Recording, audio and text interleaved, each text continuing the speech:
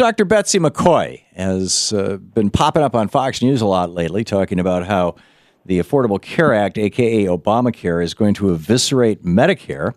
And I wanted to get your thoughts on this. Dr. McCoy is a conservative commentator, author of Beating Obamacare, Your Handbook for Surviving the New Healthcare Law, former lieutenant governor of New York State. Her website, Betsy McCoy, it's spelled McCaughy.com. Also, a former member of the board of directors of Cantel Medical, and there's some other company in here. Anyway, Betsy, welcome to the program. Thank you. You forgot my blood type. Well, here's my question. You make this compelling argument that you used to make a compelling argument that there were death panels in Obamacare. I haven't heard that in a while, but now you're running around saying, "Look out, seniors, beware! This is going to take all this money away from Medicare." And I'm wondering why. Not why you're saying this, but why would anybody who has to answer to the people every 2 years in an election, why would they write a piece of legislation that's going to rip the guts out of Medicare, a program conservatives have always loved to hate, but nonetheless, a program that's very popular? Why would they do that? There's no question that that's what's being done. If you look at the government's own projections, the reports from the Congressional Budget Office. I've got your understanding, your interpretation of that. I acknowledge that is your position on that. I'm wondering why you think the people who put together the Affordable Care Act did this incredibly malicious thing against people over 65. Why would they do that?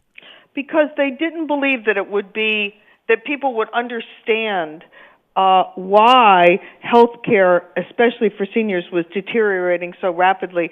What the law does is, it's right here on my desk, great big law, over half of it is paid for with cuts to Medicare. They took $716 billion out of Medicare and moved it over to fund a very big expansion, a vast expansion of Medicaid. It's like robbing grandma. No, as I said, I've heard you say that, and I could debate it with you if you want. I mean, it actually reduces future Medicare spending by $500 billion, lowers the growth rate of payments by $219 billion, if you want to get specific about it. So it's actually $719 billion. Old numbers. But, okay, well, whatever numbers. Let's just assume that what you're saying is absolutely true. I asked the question, why would these largely Democratic legislators, although there were Republicans who helped put this thing together in the Senate in particular, why would they do something that is so terrible to old people? And the answer that you just gave me was because they thought that old people wouldn't realize that it was happening. Right. They thought it was easy money if you raise taxes. So why would they do something why would they feel the need to do something on the assumption that people wouldn't realize that they were doing it? Easier politically than raising taxes more. What this law does is it raised taxes about $500 billion over the course of the decade, and it takes, as I said, $716 billion out of Medicare. But Betsy, an overwhelming majority of the American people, well over 50% of the American people, in any study you ask, are in favor of raising taxes on rich people and corporations in America. Well, but it's not just rich people. You can't get enough money out of rich people. You certainly could. Well, no. Let me just explain. Last January, the president raised the payroll tax. That's not rich people. That's people making under $113,000 a year. Why did he do that? Because there isn't enough money to pay for all these government programs just taxing rich people. No, he did that because they had cut back on they had reduced the payroll tax over a short period of time in order to stimulate the economy, and that reduction expired. That's right. This has nothing to do with some nefarious program, and it wasn't actually raising taxes on working people. The net effect was people had less money in their paycheck once that change was made. They could have continued at the lower rate, but they didn't. So let me get this straight. Democrats conspired to screw old people because they figured the old people wouldn't figure it out. Now it's coming into effect. The law is coming into effect. There's going to be an election next year. There's going to be an election 2 years after that, 2 years after that, 2 years after that. Is this going to be the end of the Democratic Party? Not at all. We don't know what's going to happen in the election. I don't know. I'm hoping that 2014 will be a referendum on the Obama health law, and people will go to the polls and vote for members of Congress who are committed to repealing this law because it's very damaging to health care, especially seniors' health care. So, number one, Democrats did this because they figured old people wouldn't figure it out. And then number two, they did it because it was easier than raising taxes.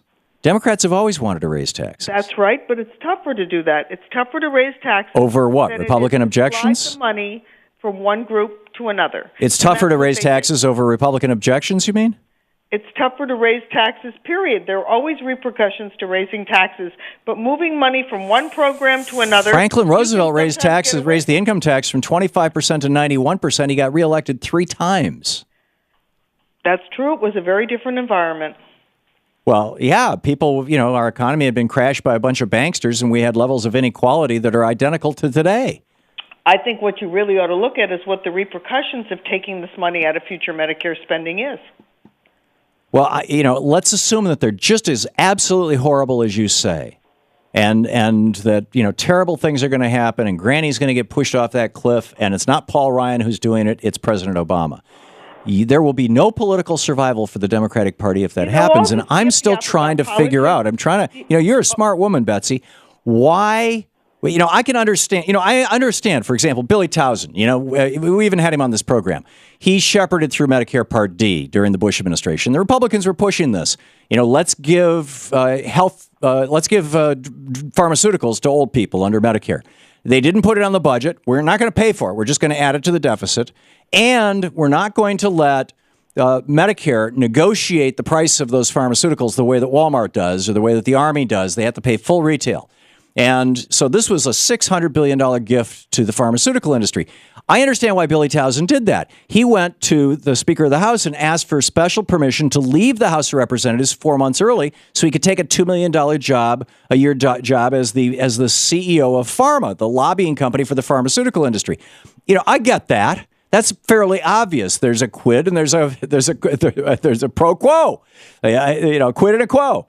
What's in it for the Democrats to do this to people? I'm not in it for the politics. I'm looking at the impact on health care. I understand that, but why? If we could understand why they did this horrible thing, maybe we could do something about it. Why did Democrats do this? Medicare Part D is a very good thing. Medicare Part D is a very good thing, and let me explain why. Because if you have health insurance and you don't have coverage for drugs, in this day and age, you really don't have health insurance. I agree with you. Person and you can't. I agree with you, but do you think it's a good thing that the government not be allowed to negotiate pharmaceutical prices? That's not the issue. Okay, but that was my point. Is I can find a motivation for these things. Medicare Part D was a good thing. The Republicans thought they'd get some benefit from it. They did, presumably. I mean, they won an election after that. George Bush bragged about it. God bless them. They did what the people want. Why would the Democrats do something so villainous? As I explained, the villainous aspect of what they're doing is trying to shift money out of one program to another. Right, but why? Ignoring the impact on seniors. But why? They have simply ignored the terrible impact on seniors. And rather than arguing with you about the politics, I'd like to explain to your listeners what we know about that impact, because Richard Foster, the chief actuary of Medicare, he worked for the Betsy, your website. I'm sorry to interrupt you. We have hard breaks. I have no control over the break. I'm not trying to cut you off, but let me tell our viewers and our listeners, there's a ton of this information on Betsy's website. You can read it. Her last name McCoy is spelled McCaughey. It's BetsyMcCoy.com. Dr. Betsy McCoy, thank you for dropping by.